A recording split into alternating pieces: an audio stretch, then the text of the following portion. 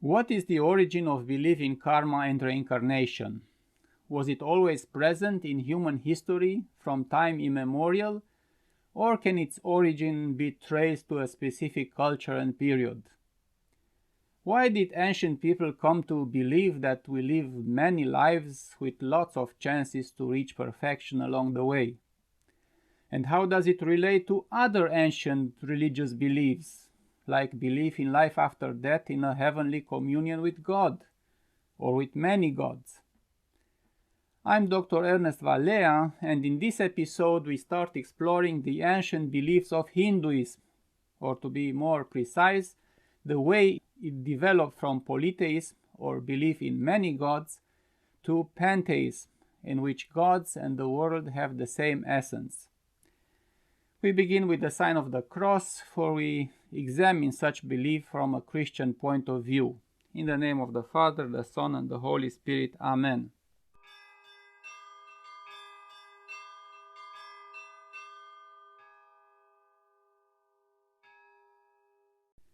The content of this episode is a summary of chapter 1 in this book, The Buddha and the Christ, and of chapter 4 in this one, which I already mentioned in previous episodes. As we start exploring the views of other religions on human nature, we first explore the beliefs of Hinduism. Don't expect that we can refer to a unitary religion called Hinduism, for it is a complex mixture of religious views in which we find pantheistic, dualistic, and theistic forms, or religious schools. An important aim for our inquiry on human nature through all these episodes is to identify the assumptions at work in these dualistic, pantheistic, and theistic views, and to understand how views on human nature flow from those of ultimate reality. The oldest form of Hinduism is polytheistic, for it speaks of many gods who are worshipped as providers of life and universal order. We find it expressed in the four Vedas, the Rig Veda, Sama Veda, Yajur Veda, and the Atharva Veda, which are collections of religious hymns. Each of the Vedas is associated with three other kinds of writings, the Brahmanas, the Aranyakas, and the Upanishads. The Brahmanas are exegetical commentaries on the nature and right performance of sacrifices.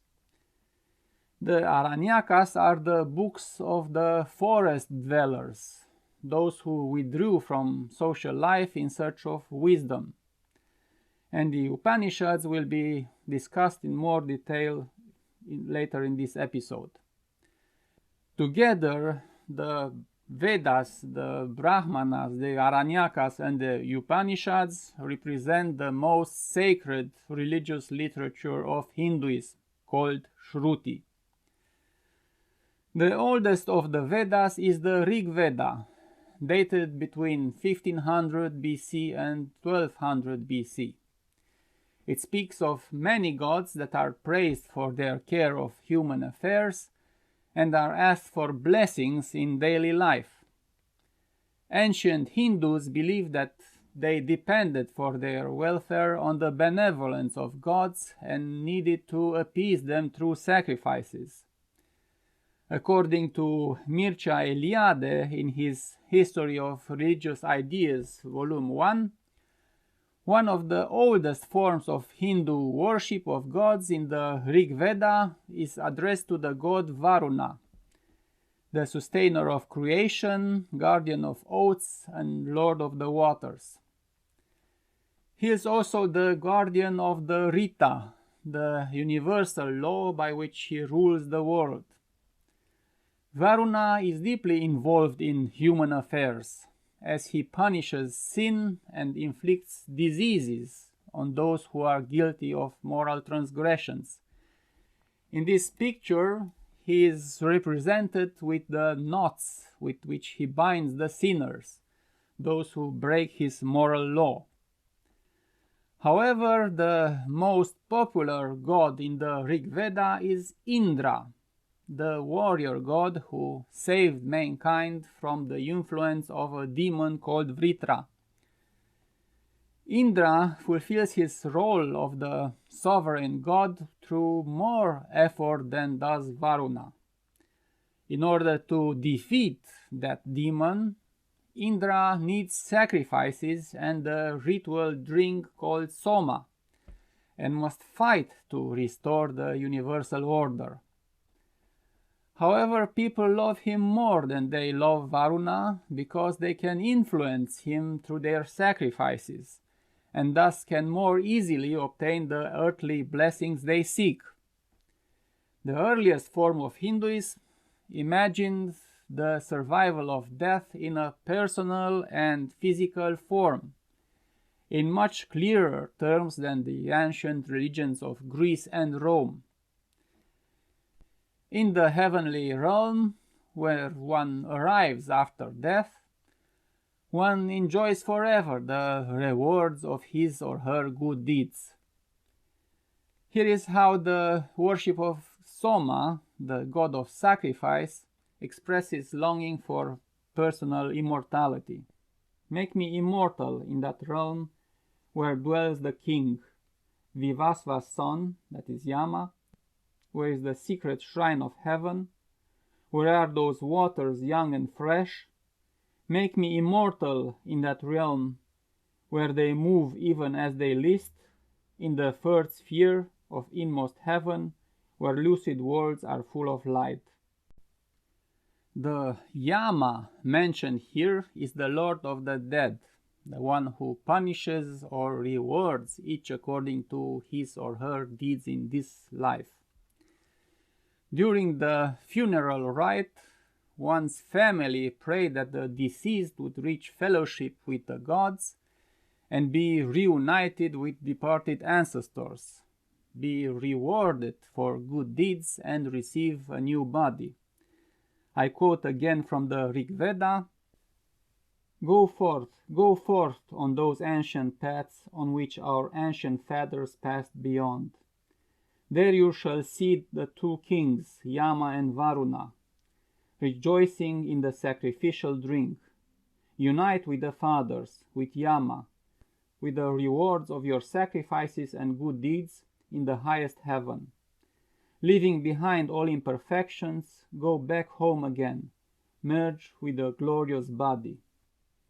H.D. Griswold, a pioneer in the academic study of the Vedas, speaks of the nature of this glorious body longed for by the Vedic worshipper in a way that is close to the Christian view of the resurrection. He says, I quote, the earthly body at death either suffers dissolution in the earth or is consumed on the funeral pyre. When thus cooked or refined by Agni, the dead man ascends by the ancient paths to the realm of Yama, Agni conducting his soul to the sun home of the fathers, where he is united with another body.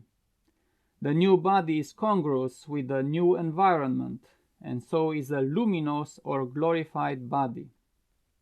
So we find in ancient Hinduism the view that the dead retain their identity in a physical body, free of suffering, and are reunited with their ancestors.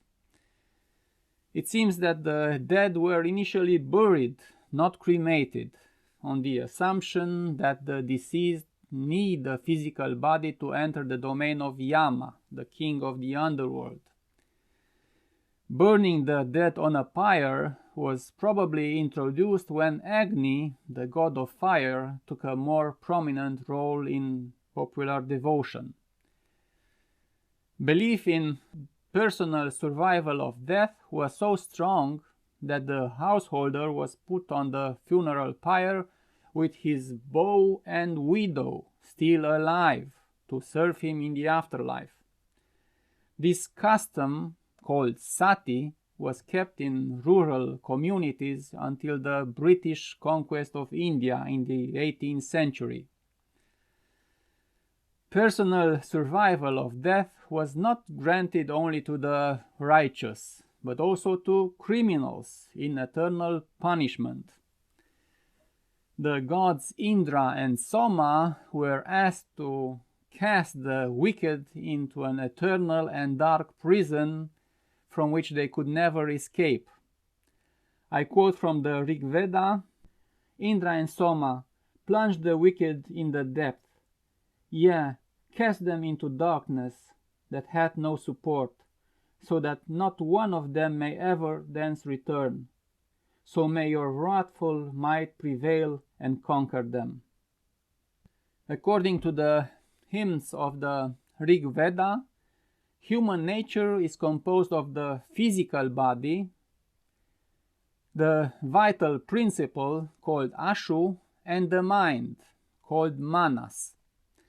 All three components are preserved when the deceased takes his place in the world of the fathers. Griswold affirms, I quote, "The body has a part in the future life. The Ashu and Manas remain united there as here, which is a guarantee that all the functions of the mental life remain intact. Thus the full personality of the departed, consisting of body, Sharira, soul, Ashu, and spirit, Manas, is preserved." This is the closest equivalent we find in ancient Hinduism to the view of afterlife we have in Christianity.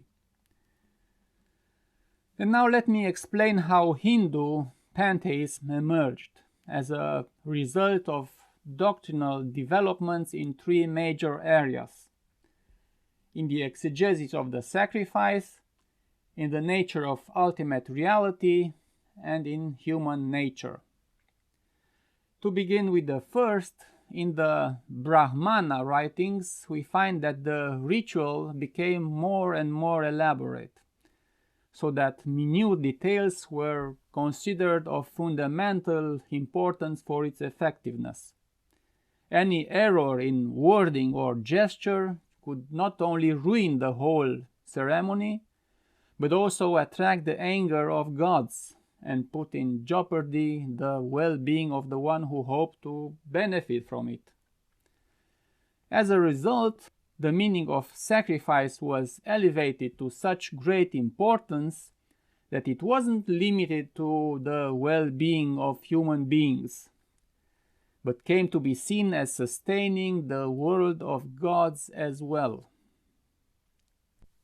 The reason for this was the belief that a special power, called Maya, was being released during the sacrifice, a power which was considered to sustain the world of humans and gods alike.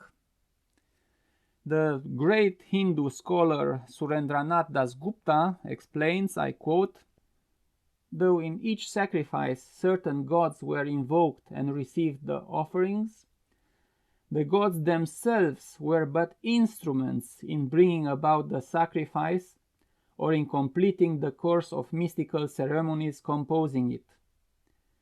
Sacrifice is thus regarded as possessing a mystical potency superior even to the gods, who, it is sometimes stated, attained to their divine rank by means of sacrifice."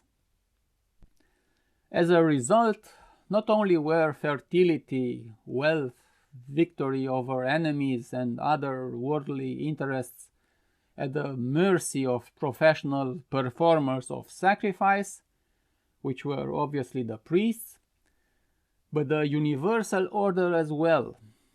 In the Brahmanas, we find that the gods themselves depend on the sacrifice. Since the whole universe depended upon their skills in rightly performing the sacrifices, the Brahman priests gained the upper position in society. This religious tradition is called Brahminism, the established religion of ancient Hindu society. The new view of the sacrifice weakened considerably the importance of the Vedic gods, And this is the second element that opened the way to pantheism. A famous hymn in the Rig Veda, Book 10, suggests that beyond all gods lies another kind of ultimate reality, which is the true source of all existing beings and worlds. This impersonal essence, called the One in the Rig Veda, existed before the manifested world and is the source of every existing being. The transition from a personal ultimate reality represented by the Vedic gods to an impersonal one is an important feature of Hinduism that was further developed by the Upanishads. The Upanishads appeared in the 8th century BC and affirmed a new worldview, according to which the Vedic gods are mere manifestations of a more profound ultimate reality. They are no longer rulers of the world, but together with human beings, animals, and plants and non-living things, are forms in which that impersonal ultimate reality is manifested.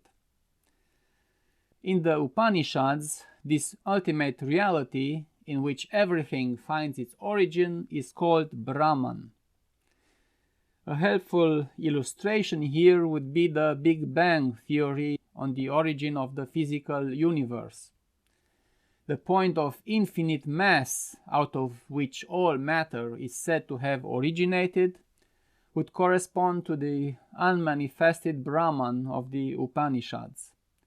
But unlike in the Big Bang theory, in the manifestation of Brahman, the products are not only lifeless matter, but also living beings, namely gods, humans, animals, and plants.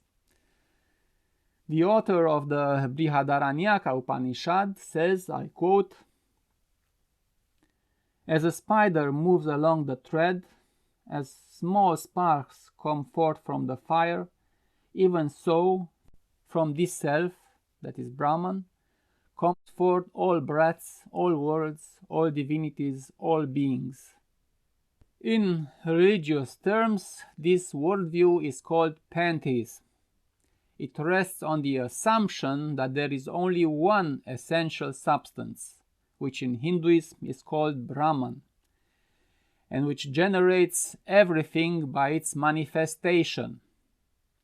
So Brahman is not a creator being, for in creation God is distinct from the world he creates, while in pantheism all is one reality. The third element that led to pantheism, closely linked with the previous one, was a new perspective on human nature. As a product of Brahman's manifestation, human nature retains a divine spark of the same essence with the primary nature of Brahman, and this entity is called the Self. In the Chandogya Upanishad, it is stated that breath is the oldest and the best principle that sustains the senses and the mind. The Sanskrit word for breath is an, and from this the word Atman is derived, which is a reflexive pronoun. And Atman came to designate the self, one's spiritual essence. This Hindu term, the self, may be misleading, for it bears a meaning very different from its Western counterpart. Atman is not the seat of consciousness, and is not the soul or the mind we encountered in previous episodes. It is rather an impersonal essence that stands at the core of one's being as a witness of all mental processes, but without generating them. It is of the same quality with Brahman. It is expressionless, irreducible, and eternal. In the Brihadaranyaka Upanishad, we can read, I quote, "And he, the Atman in that state, can only be described by neti neti," that's a negation. He is incomprehensible, for he cannot be comprehended. He is undecaying, for he cannot decay. He is not attached, for he does not attach himself. He is unbound, he does not suffer, he does not perish. This is the third defining element that generated pantheism, the idea that our self is part of ultimate reality itself.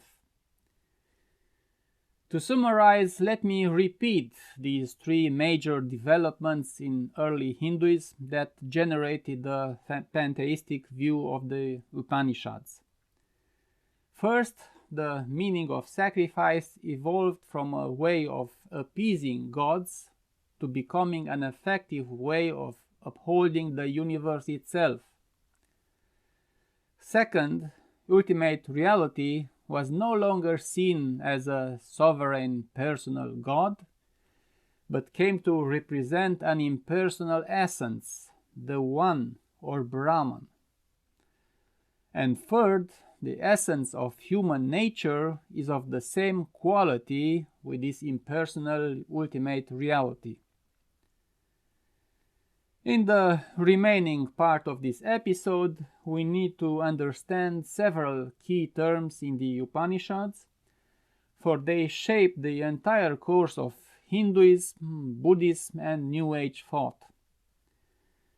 So we need to define what illusion, ignorance, karma, reincarnation, and liberation are. According to the Upanishads, the essential problem we face as humans is that we do not know our true nature. Instead of realizing our oneness with ultimate reality, and that at the core of our being lies Atman, we let ourselves be carried away by the restlessness of mental life. Illusion, called Maya, is a power that deceives us about our true nature, channeling our desires toward the ever-changing world. The Chandogya Upanishad describes our condition using the illustration of a hidden treasure we are not aware of. I quote, "Just as those who do not know the field walk again and again over the hidden treasure of gold and do not find it, even so all creatures here go day after day into the Brahma world and yet do not find it, for they are carried away by untruth." Illusion is a force that deceives us about our true nature, channeling our wishes toward the phenomenal world that is ever-changing. Acting under the deception of illusion is what we call ignorance or avidya. It triggers a chain of cause and effect similar to the law of action and reaction in physics. In other words, we spiritually reap what we sow. This is karma, the law of action and retribution according to one's deeds. Its origin can be traced to the Brahmana writings, which are prior to the Upanishads. They speculate that since sacrifices bring good results to the one who performs them, there must be a general rule of acting and being rewarded accordingly for all one's deeds. Some acts are beneficial and bring people to heaven, while others prevent humans from entering the heavenly world after death or limit their stay there, forcing them to fall back in this world and reap the fruits of their deeds. The Upanishads developed and perfected this concept by making the law of karma a kind of a perfect accountant for all one's deeds. And the practical way in which we are said to be rewarded for everything we do in our ignorance is reincarnation, in Sanskrit samsara. The first clear affirmation of reincarnation is found in the Brihadaranyaka Upanishad, which states that one becomes good by good action and bad by bad action. It means that good actions in this life will bring about positive results in the next life, while bad actions will be punished. According to how we act and how reluctant we are to detach from ignorance, we live further lives as humans, spiritual beings, or animals. Therefore, the Upanishads mark a departure from the point where the human condition is determined by divine personal agents, such as the Vedic gods, to a position in which we are controlled by the impersonal law of karma. From the Vedic perspective of a universe governed by gods such as Varuna, who rules through a law that is subordinated to him, called Rita, we have arrived at the pantheistic view of the Upanishads, in which the impersonal law of karma determines the fate of all beings, including that of the gods. In this situation, humans need to find a way out of the vicious cycle in which ignorance is followed by karma and karma by reincarnation.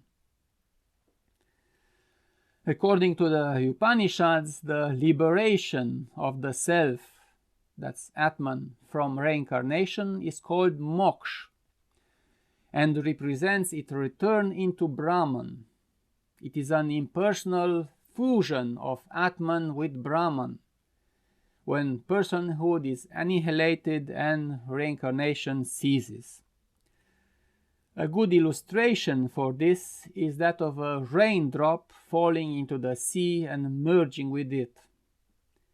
In the Mundaka Upanishad, we are given the illustration of a river flowing into the ocean and becoming one with it. I quote, "Just as the flowing rivers disappear in the ocean, casting off name and shape, even so the knower, freed from name and shape, attains to the divine person, higher than the high. He, verily, who knows the supreme Brahman, becomes Brahman himself." Unlike the worshipper of the gods in the Rig Veda, who was seeking personal and physical immortality in the company of the gods, the sages of the Upanishads formulated their view of salvation in very different terms. The Upanishadic view of immortality is also very different from what Western physicalists expect. The difference arises from the way the self is defined. The equivalent of the Western meaning of the self in Hindu terms is just a temporary self called jiva. In Dasgupta's words, I quote, "Jiva, or individual, means the self in association with the ego and other personal experiences. That is, phenomenal self which feels, suffers, and is affected by world experiences. A conscious self as heir of immortality would be absurd, because this kind of self would just inherit ignorance and karma." Not only do we find a huge contrast here between the Hinduism of the Vedas and that of the Upanishads, but also a similar contrast with Christianity, for we truly hold the individual self as the only means by which we can expect to have communion with God, now and in life eternal. In the next episode, we discuss the extent to which reincarnation preserves personal identity. We'll see what component of human nature reincarnates and to what extent personal identity is preserved. I hope you will watch this next episode after subscribing and sharing this one. God bless you and thank you for watching.